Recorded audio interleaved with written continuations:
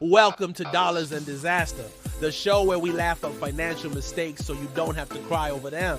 I'm your host, Money Mike, and today we're diving into the funniest, cringiest, and most facepalm-worthy money blunders people make. Let's get started. Thanks, Mike. And by unique, you mean I once spent my entire paycheck on a gourmet cheese subscription and an inflatable unicorn, right? Exactly. Today we're diving into the funniest, cringiest, and most facepalm-worthy money blunders people make. Let's get started. Okay, so this one's for all the Larrys out there. You know, the guy who says, I'll just put it on my credit card. Future Larry can deal with it. Yes, Future Larry is always the scapegoat. But guess what? Future Larry hates present Larry. He's crying over a 27% interest rate while eating ramen noodles. Ouch. So, how do we avoid becoming Larry? Simple. Set a budget, stick to it, and remember, if you can't afford it twice, you can't afford it. And maybe skip the lobster. Okay, Mike, tell me about the people who think they're reinvestment geniuses after reading one article about crypto. Oh, you mean Susan?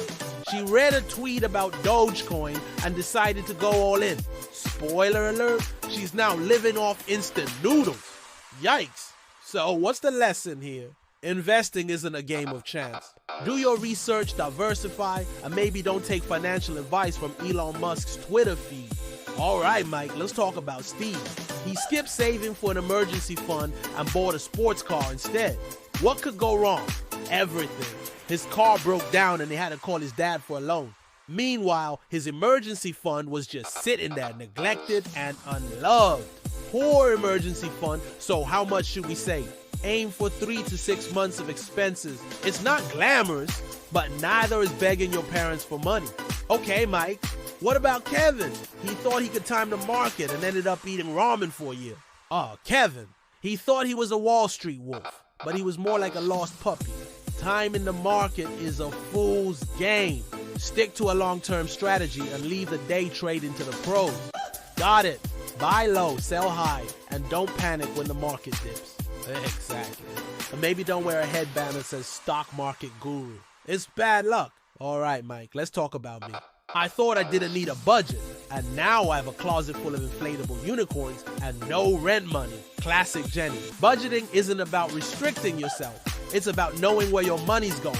Otherwise, you might end up with 12 gourmet cheeses and no savings. Hey, those cheeses were delicious. But yeah, I see your point. So how do I start budgeting? Track your spending, set priorities, and remember, just because you can buy it doesn't mean you should. So there you have it, folks. The funniest financial mistakes and how to avoid them. Remember, money doesn't have to be scary or boring. Just don't be like Larry, Susan, Steve, Kevin, or Jenny. Hey, I'm working on it, okay?